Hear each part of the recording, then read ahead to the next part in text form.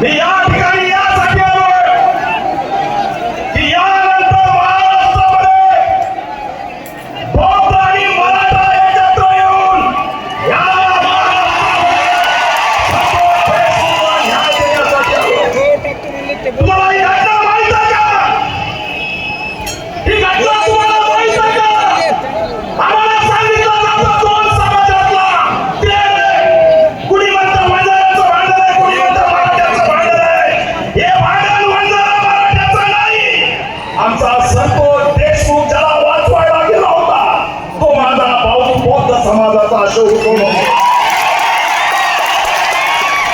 तो बौद्ध समाजाच्या तरुणाला वाचवायला गेला आणि त्याला वाचवायला गेला म्हणून जीव दिला. मी आज या ठिकाणी टंकार करतोय संतोष देशमुखला माझ्या भावाला वाचवण्यासाठी जीव गमावला.